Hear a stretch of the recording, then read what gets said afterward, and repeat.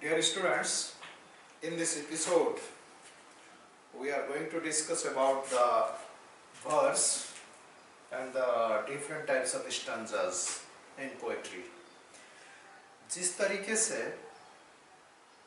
Pros में हम लोग पैराग्राफ बोलते हैं, उसी तरीके से पोएट्री में स्टांजाज होता है। स्टांजा वन लाइन, स्टांजा 1 2 3 4 5 6 7 ऐसे हो सकता है। 7 लाइन्स का स्टांजा, 6 लाइन्स का स्टांजा हो सकता है, 4 लाइन का भी स्टांजा हो सकता है, 3 लाइन का भी स्टांजा हो सकता है, 2 लाइन्स का भी स्टांजा हो सकता है। तो ये डिफरेंट टाइप के स्टांजाज हैं और उसके नाम अलग अलग हैं।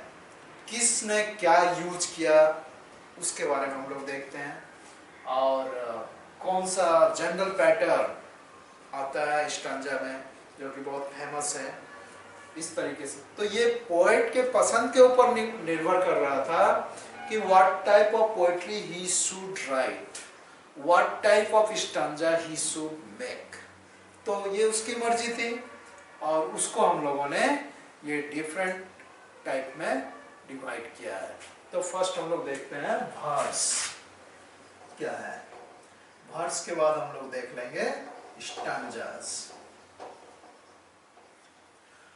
वर्स बोलते हैं पोएट्री को, पोएट्री का दूसरा नाम है वर्स। ओके, तो ये वर्स 3 तरह के होते हैं। वर्स 3 तरह के हैं। एक है फॉर्मल वर्स, दूसरा है ब्लैंक वर्स और तीसरा है फ्री वर्स।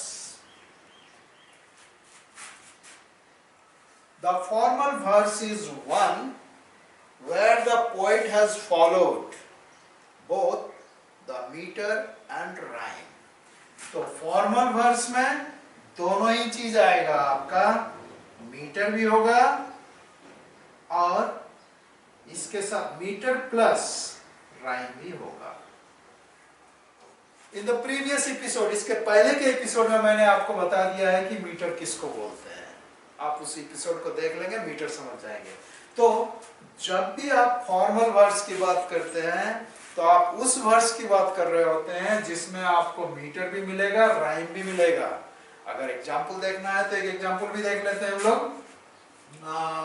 बच्चों का बहुत फेमस पोएम है twinkle twinkle little star how I wonder what you are. तो star are, twinkle twinkle little star how I wonder what you are. तो स्टार आर, ये क्या हुआ? ये हो गया राइम। जब आपका लास्ट वर्ड, दोनों लास्ट साउंड, लास्ट वर्ड का एक जैसा साउंड आएगा तो दिस इज कॉल्ड राइम। तो स्टार आर एक जैसा साउंड आ रहा है इसलिए ये राइम हुआ। मीटर इसमें है, पेंटामीटर हो कि मोनोमीटर हो कि डायमीटर हो कि ट्राईमीटर हो, लेकिन इसके अंदर मीटर है, इसलिए इसको हम लोग बोलेंगे फॉर्मल वर्स। ओके, अब आ जाते हैं ब्लैंक वर्स किसको बोलते हैं। ब्लैंक वर्स वो वर्स है, वो पोएम है, ब्लैंक वर्स वो पोएम है जिसमें आपको ओनली मीटर मिलेगा, राइम आपको नहीं मिलेगा। जैसे इसमें स्टार था, आर था, राइम था, उस तरीके का राइम आपको इसमें नहीं मिलेगा ब्लैंक वर्स में। तो इसका भी यूज लॉन्ग नैरेटिव पोएम में इसका यूज किया जाता है, क्योंकि वो बहुत लंबा होता है और उतना तुकबंदी संभव नहीं है। इसलिए ये जो पोएट लोग लॉन्ग नैरेटिव पोएम जब लिखते थे तो उसमें ये लोग ब्लैंक वर्स का यूज करते थे। तो आप माइंड में ये रखेंगे कि ब्लैंक वर्स उसको बोलते हैं जिसमें सिर्फ मीटर होगा, राइम नहीं होगा, आपको एक जैसा साउंड सुनने को नहीं मिलेगा, तो वो हो गया ब्लैंक वर्स। चलिए फ्री वर्स, फ्री वर्स उसको बोलते हैं जिसमें नो मीटर नो राइम, कुछ भी नहीं है, कोई तुकबंदी ही नहीं है। यानी आपको ऐसा लगेगा उसमें ना मीटर आ रहा है ना राइम आ रहा है, लेकिन लिखते चले जा रहा है पोएम और आप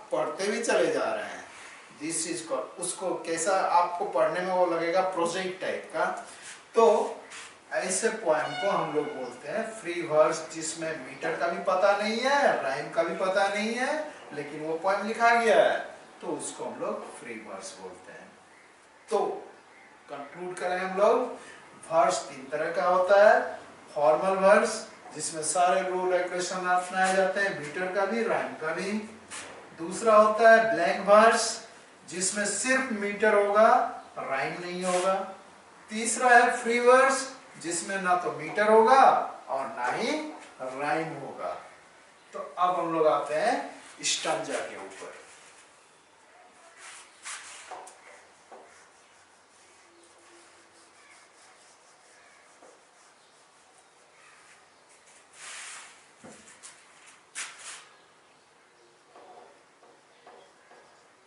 stanza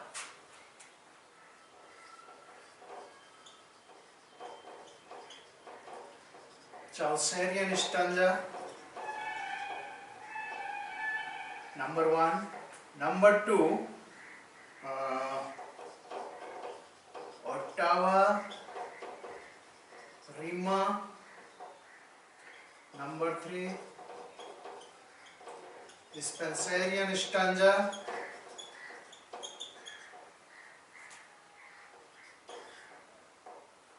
number 4 terza rima, number 5 quatrain, number 6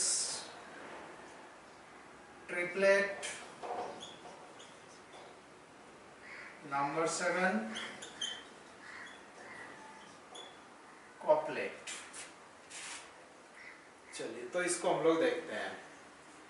चौसेरियन stanza किसको बोलते हैं? चौसेरियन स्टैंजा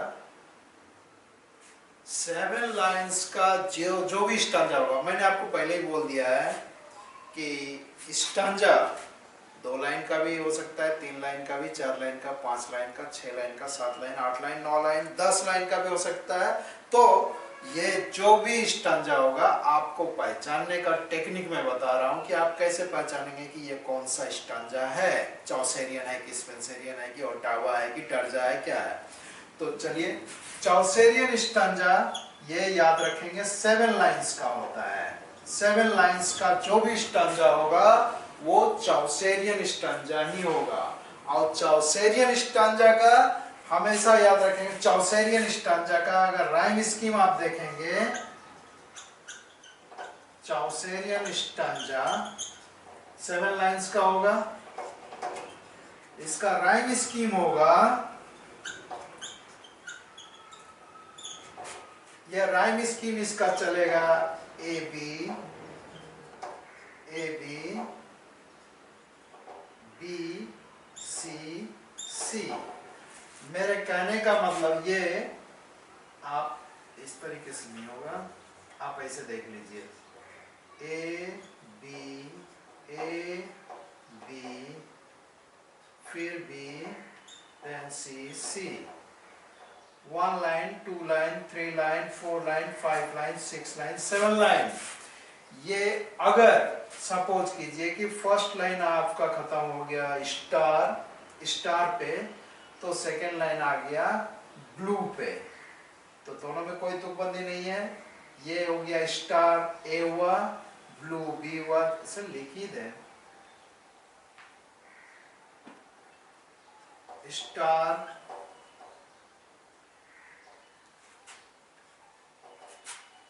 थिंक आर ब्लिंक। तो इसको हम लोग अगर बोला ए, ये हो गया बी, फिर ये हो गया स्टार आर, फिर ये हो गया ए, फिर ये ब्लिंक थिंक ब्लिंक बी।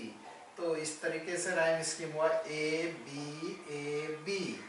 और फिर इसके बाद सिंक अगर हो गया तो ये भी हो गया बी, और उसके बाद सी सी, उसके बाद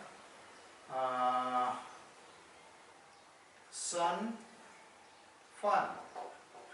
अगर ये हो गया तो ये हो गया सी सी। तो 1 2 3 4 5 6 7 7 लाइंस का जो भी स्टैंजा आपका होगा वो चौसेरियन स्टैंजा कहलाएगा। और उसका राइम स्कीम हमेशा ऐसा होगा ए बी बी सी सी। ये हुआ चौसेरियन stanza. Then Ottawa Ottawa Rima, मैंने इसको सजा करके लिखा है ताकि मैंने इसको सजा करके लिख दिया है ताकि आपको समझने में आसानी होगा। 7 लाइंस को चौसेरियन, 8 लाइंस को हम लोग बोलते हैं ओट्टावा ओट्टावा रिमा। इसका जो राइम स्कीम होगा ओट्टावा रिमा, इसका राइम स्कीम होगा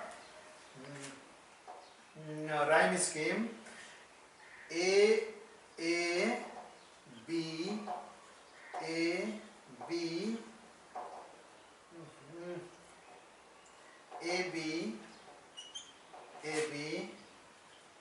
ए बी और सी सी। 1 2 3 4 5 6 7 8 ओट्टावा रिमा। ये हो गया आपका 8 लाइंस का। और इसका ओट्टावा रिमा का, ओट्टावा मीन्स 8 लाइंस होगा और राइम स्कीम होगा ए बी और लास्ट का जो कॉपलेट होगा वो 2 लाइन का, वो सी सी हो जाएगा। तो ये ओट्टावा रिमा हुआ।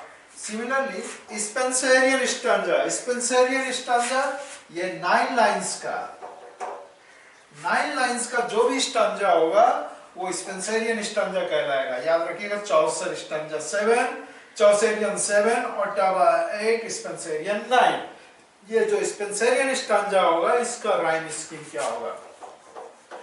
स्पेंसरियन स्टैंजा का राइम स्कीम होगा, स्पेंसरियन स्टैंजा में राइम स्कीम है इसका ए बी फिर बी सी सी। 1 2 3 4 5 6 7 8 9। ये 9 हुआ आपका राइम स्कीम। फर्स्ट लाइन का राइम अगर ए आया तो फिर सेकंड बी होगा, थर्ड ए होगा, फोर्थ बी होगा, फिफ्थ बी होगा, सिक्स सी होगा, 7 बी, 8 सी, 9 सी। तो ये उसका राइम स्कीम। आपको राइम स्कीम याद रखना है और लाइन याद रखना है कितना लाइन किसमें होता है। तो स्पेंसरियन हुआ। अब आइए टर्जा रिमा। ये बहुत फेमस यूज है वर्स का, ये स्टैंजा का। इसमें होता क्या है आपका ode to the west wind, Shelley का फेमस पोएम है ode to the west wind. वो टोटल टर्जा रिमा में ही लिखा हुआ है। ये 3 लाइंस का एक स्टैंजा होता है। इसमें 3 लाइंस का स्टैंजा, ये 3 लाइंस का है, लेकिन इसका राइम स्कीम क्या होता है? ये राइम स्कीम टर्जा रिमा का, टर्जा रिमा का राइम स्कीम होगा ए बी ए। ये यूनिक स्कीम है। ए बी ए हुआ। अब आप बीच वाले को उठाइए, बी सी बी बी। अब आप फिर सी को उठाइए, सी डी सी। इस तरीके से आप चलेंगे, सी डी सी हुआ। नेक्स्ट ये और बढ़ता जाएगा, 3-3 का हो रहा है। ये 3-3 का स्टैंजा होता है। फिर आगे बढ़ेंगे तो आप डी को उठाइए, डी, उसके बाद ई, फिर डी, फिर ई को उठाएंगे। तो इस तरीके से आप चलेंगे। तो इस तरीके का जो राइम स्कीम होगा वो कहलाता है terza Rima. Okay, next fourth line का 4 लाइंस इसमें होगा। 4 लाइंस में जितना भी होगा वो क्वाड्रेंट कहलाता है। इसका राइम स्कीम कुछ भी हो सकता है, जैसे शेक्सपियरियन क्वाड्रेंट का राइम स्कीम है ए बी, उसके बाद सी डी, उसके बाद ई एफ,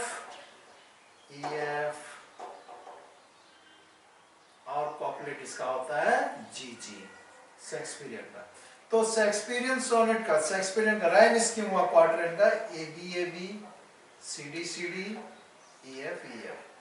तो ये आपका क्वाड्रेंट और ट्रिपलेट, थ्री लाइंस का जो होता है ट्रिपलेट, और कॉपलेट टू लाइंस का जो भी स्टैंजा होगा वो कॉपलेट कहलाता है।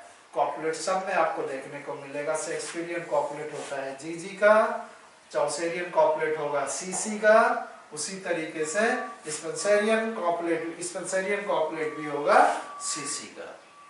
तो ये हुआ हमारा different types of stanzas in English verse, in English poetry. Okay, see you in the next episode with some other works. Okay.